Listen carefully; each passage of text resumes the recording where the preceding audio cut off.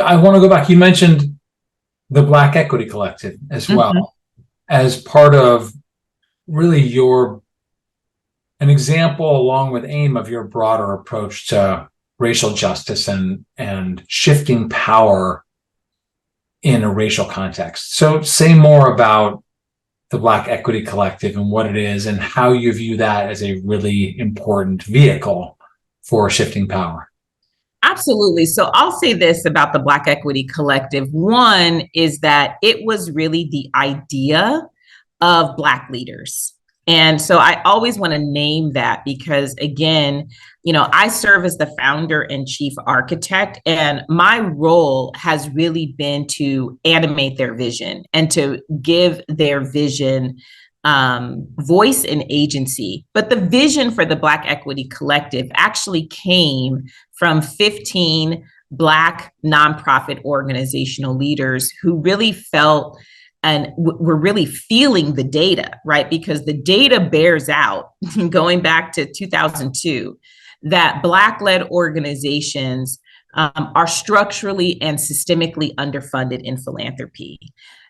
It's been that case, again, dating back now more than 20 years. And so they were feeling what the data has revealed.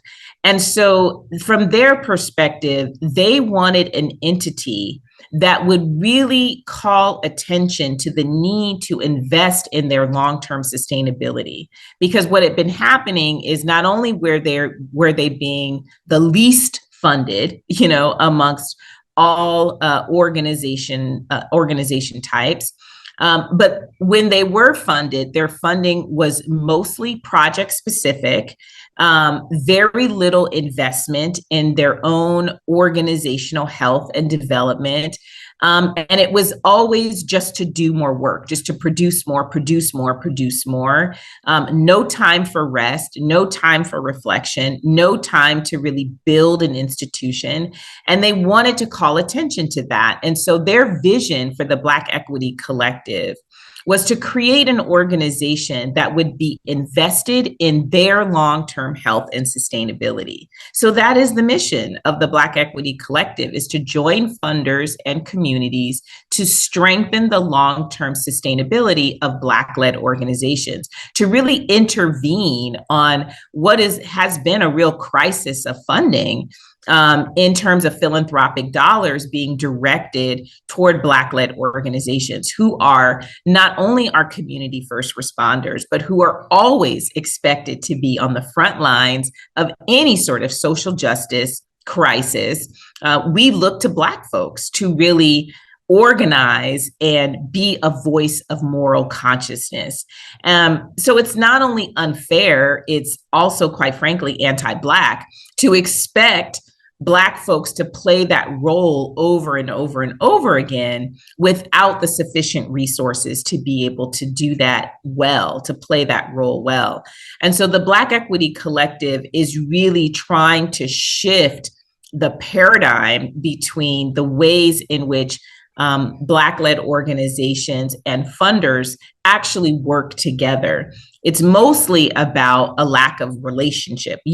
From philanthropy that it's always relationship based. It's always trust based in terms of you fund who you know and who you trust.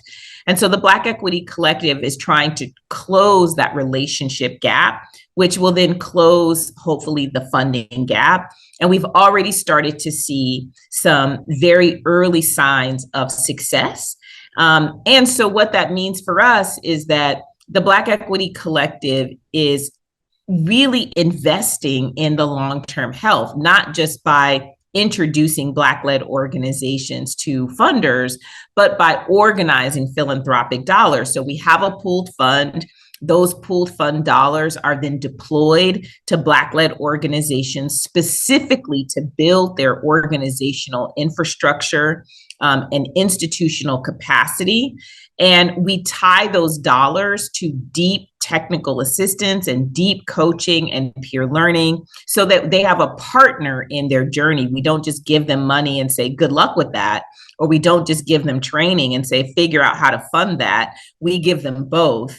And the results of that, I think, have been quite profound. Ultimately, what we need is, if we are really going to have a multiracial democracy, then we need Black-led organizations to be part of that multiracial democracy.